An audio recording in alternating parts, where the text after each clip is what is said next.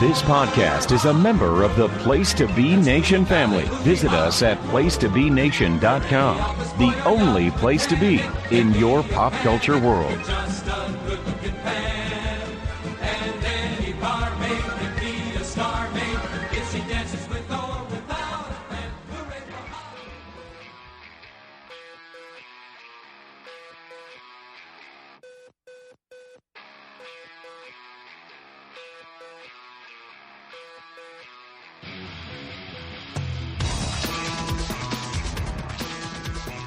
Place to Be Nation, welcome back to another edition of the movie review of the day here on the Pop Experience. I am Steve Riddle, back again for another go-around, and today I am concluding my journey here of going through the films of one Mr. Don Bluth.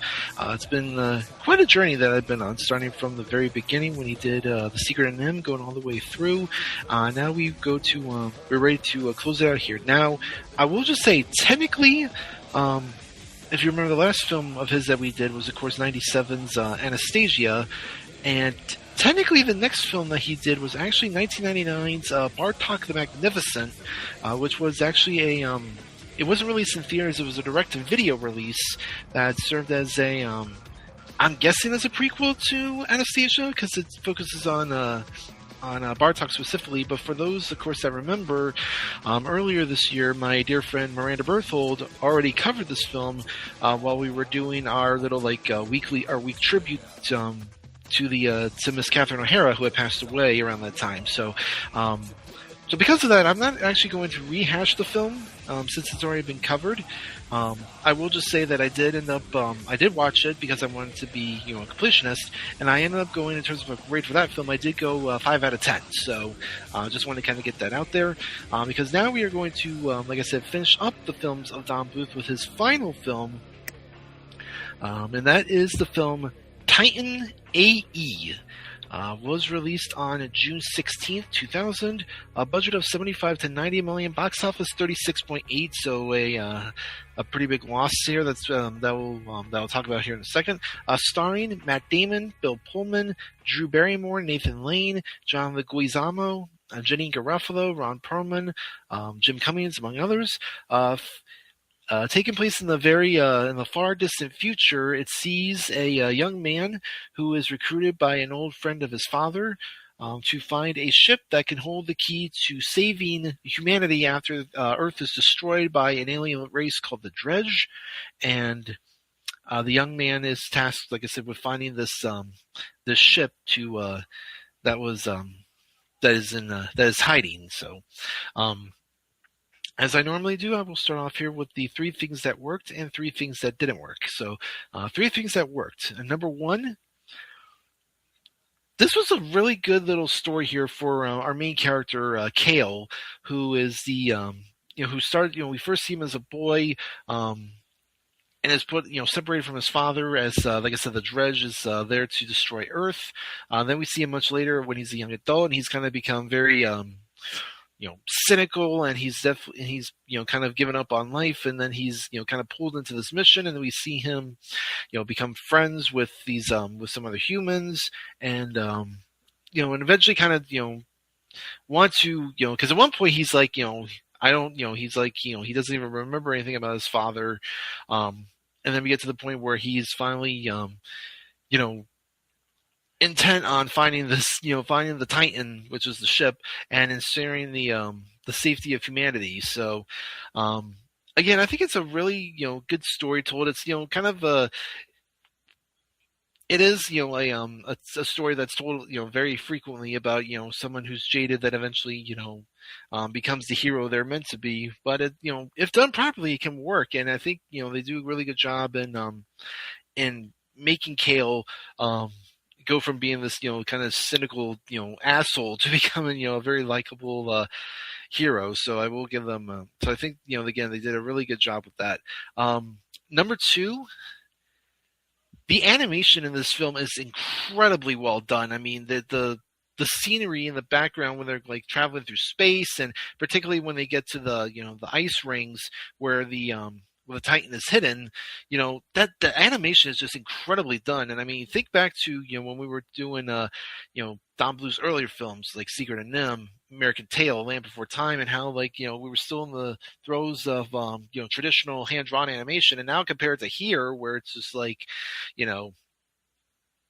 it feels, for 2000, this feels very advanced. I mean, this is something I feel like, if it was made nowadays in the 2020s, I think it would still work very well. And the fact that it was done in 2000, I think, is really a testament to the advancements in what animation is. I mean, because you got the combination of, because this film does still use traditional hand drawn animation when we see with our characters, but then you have all the CGI elements added in, and it's I think it was around, because you could tell it was definitely around this time where studios were kind of realizing that Pixar really had started the whole process when with Toy Story in '95 with the whole of CGI, and I think these other studios were kind of realizing that that CGI was the future, even though for a while you could tell they were trying to kind of hold on to that traditional hand drawn style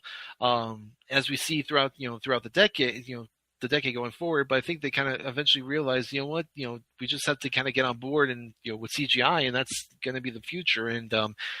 And again, I think this film really does a great job in mixing that hand-drawn style with the the CGI style. So again, very kudos to them for a job well done on that one. And then number 3, the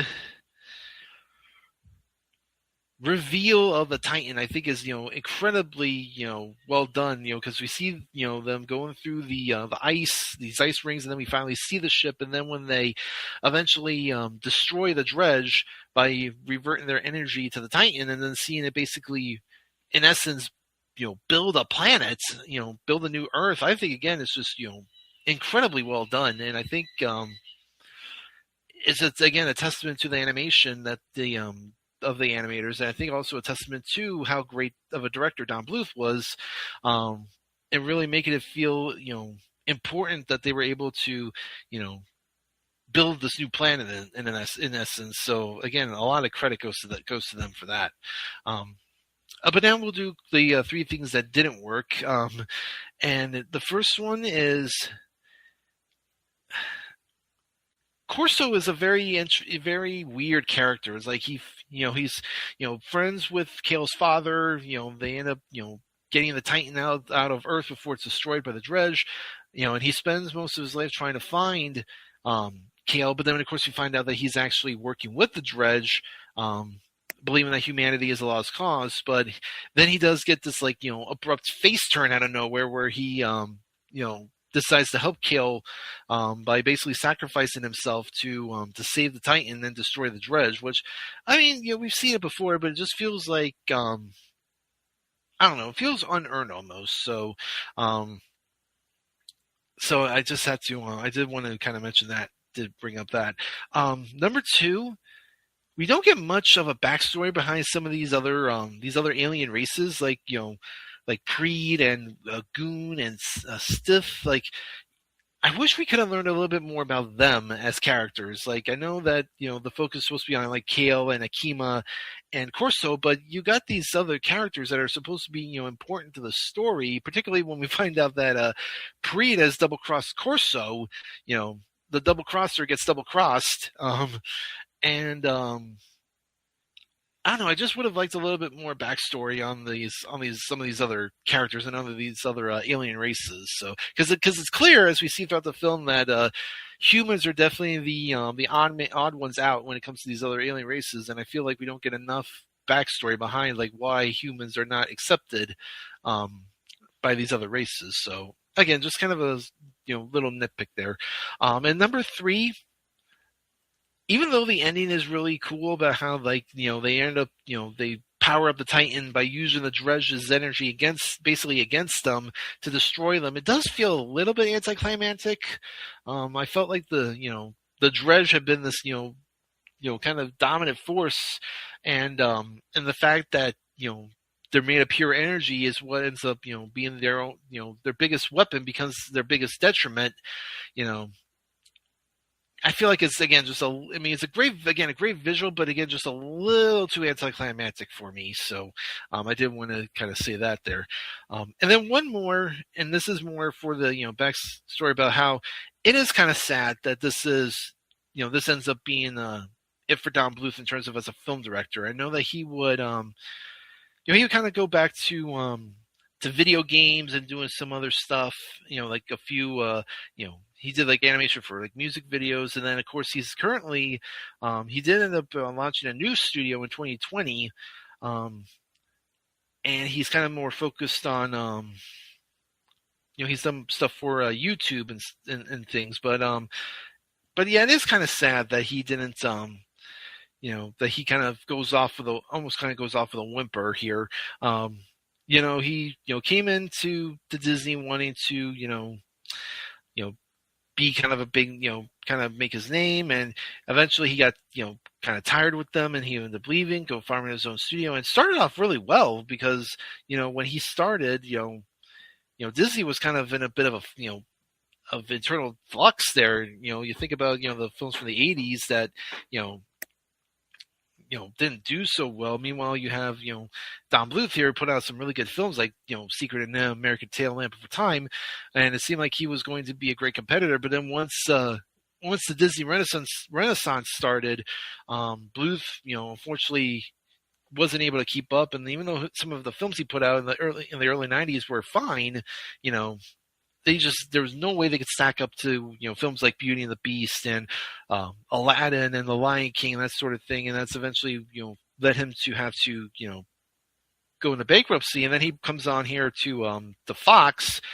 They form their own studio, and, starts off fine with Anastasia, but then, they were already kind of, starting, they kind of started at a loss, and it was only going to go down from there. And by the time, this film came out, literally 10 days later, they're done. So, it is, again, it's really unfortunate, but I think coming out of it,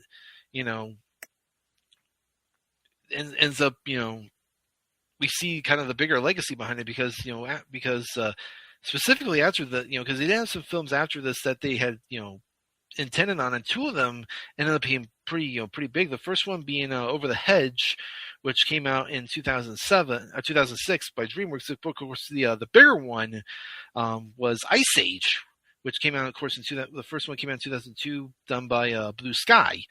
And it would have been interesting to see how those kind of films would turn out under Fox Animation Studios, but sadly we'll never know. So again, kind of a sad end to a guy who seemed to be, had the potential to be a good, contender to Disney, but ended up just kind of, falling by the wayside once Disney found their footing and got, back on track. So, it's just, it's just unfortunate.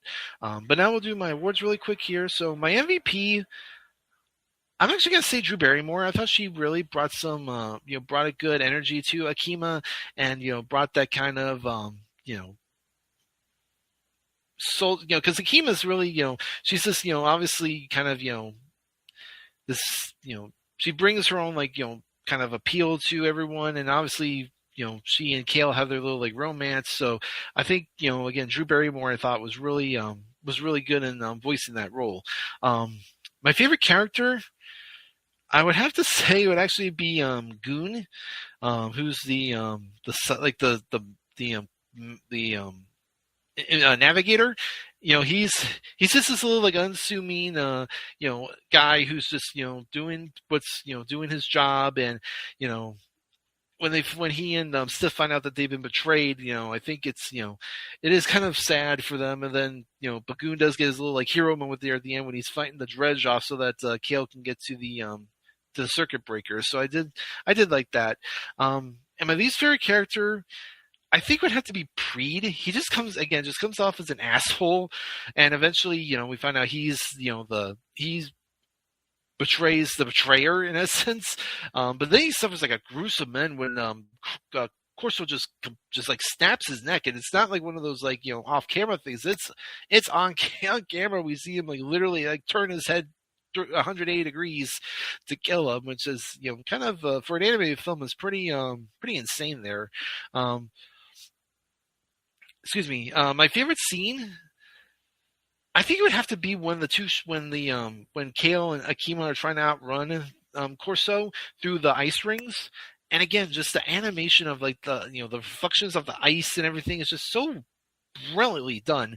And I think it's one of those things. It's just one of those scenes that you always remember. I mean, you do have a couple of other good scenes in there, like when the dredge destroy Earth, because I remember that being on all the trailers, especially on TV. A couple of the the fight scenes are really good, but I think that scene in the ice rings definitely was the best. Favorite song, because there were a couple of them, I would have to say was "It's My Turn to Fly" when Kale gets to fly the ship for the first time. You can just see how excited he is, and I think that's just kind of just a really good scene. And then final overall grade, I thought this was it had some moments, some good moments in there. Again, animated, very well done. Some good action scenes in there, some good characters. A little step down though from Anastasia, but not by a ton. So I'm actually going to go 6 out of 10, which I think is a fine grade for this film. And now what I want to do, since I've kind of been teasing it, since I am now finished with all the films, I do want to quickly just kind of stack rank them based off the grade. So there were 11 films total that Don Bluth did, and we'll go ahead and kind of rank them, like I said, from bottom to top based on the grade. So bottom of the list, number 11, 3.5 out of 10 was A Troll in Central Park. Again, just easily the worst film he did, and definitely a microcosm, basically a kind of the sticking point of where he was at that time. So. But number 10, The Pebble and the Penguin at a 4.5 out of 10. Number 9, Bartok the Magnificent at a 5 out of 10. Number 8, Thumbelina at a 5.5 out of 10. Then I had 2 films at 6 out of 10. Number 7, I did Titan AE. Number 6, I did Rockadoodle, just because I have a little bit more of a personal, connection to Rockadoodle than Titan AE. Number 5, Anastasia with a 7.5 out of 10. Then I had 2 films at an 8 out of 10. And number 4, I did Secret of Nim. And then number 3, All Dogs Go to Heaven. Again, just kind of more personal connection with All Dogs Go to Heaven. Number 2, at a 9 out of 10, The Land Before Time. And in my opinion, Don Bluth's best film, at a 9.5 out of 10, An American Tail. And again, just, one of the best films he's ever, easily his best film and one of my favorite films of all time. So that's it. That concludes my journey through the Don Bluth films. I'm sure I'll probably do another kind of set. I'm thinking about doing another set of films. Maybe I was thinking about like doing like the Studio Ghibli films, the Miyazaki films. So we'll kind of figure out what I'm going to do. But I'm glad I was able to again get through the Don Bluth films, because I feel like he's a guy that doesn't get talked about enough for how great of an animator and a director he was. So I'm glad I was able to use this series to cover that. But that is going to do it for me. Thank you again for listening. Thank you for continuing to support us as we continue on our way through the year. I know we got some major films still for the summer coming out, and some big theme weeks coming out. So I'm looking forward to getting into those and covering those films. So with that, I am Steve Riddle. This has been the movie review of the day here on the Pop Experience, and we'll see you next time. The whole of humanity lies in my head. Give me the chance tonight.